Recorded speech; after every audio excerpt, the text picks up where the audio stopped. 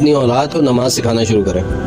آج بڑوں کو نماز نہیں آتی اور نہ کسی کو شرم آتی ہے کہ ہمیں نماز نہیں آتی. ویسے تو ہم کسی بھی جگہ پر جائیں تو ہمیں بڑا برا لگتا ہے کہ جی ہمیں کسی ہوٹل میں کھانا نہیں آتا, یا ریسیپشن پہ بات کرنی نہیں آتی, یا کسی مال میں چلے جائیں تو اونچی آواز میں کیوں بات کر لی, اور کسی ہوٹل پہ جا کے کھانے کے ٹائم پہ ہم ایسے بیہیو کر رہے ہوتے ہیں جیسے ہم تو پیدا ہی سونے کا چمچہ لے کے ہوئے تھے.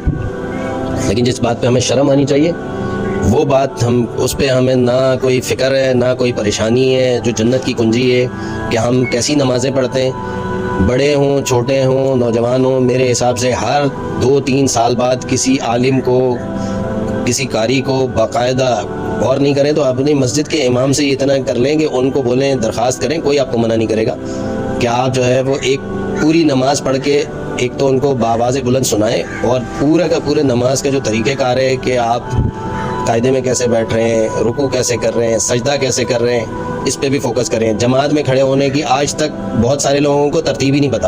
ماشاءاللہ سے جماعت میں کھڑے ہوتے ہیں, ایسی زگ زیگ لائنیں ہوتی ہیں, ایک قانون ہے یا ایک طریقہ کار ہے, ایک بہت آسان طریقہ ہے کہ جی ایڑی سے ایڑی ملائیں. پیر چھوٹے بڑے ہوتے ہیں, کسی کے آگے ہوں گے کسی کے پیچھے ہوں گے, سب لوگ آگے سے تو ملا رہے ہوتے ہیں, پیچھے سے کوئی نہیں ملا رہا ہوتا. جو ایڑی سے ملانے والا جو طریقہ کار علماء نے بھی بیان کیا, سب نے بیان کیا, اس پہ کسی کو کوئی فوکس نہیں ہے. دوسری بات یہ ہے کہ جب آپ نماز پڑھ رہے ہیں تو اس کے جو طریقہ کار ہے, امام صاحب اکثر مساجد کے درخواست کرتے رہتے ہیں بھائی کرسیوں والے حضرات کونے پہ بیٹھیں, کرسیوں والے حضرات کونے پہ بیٹھیں.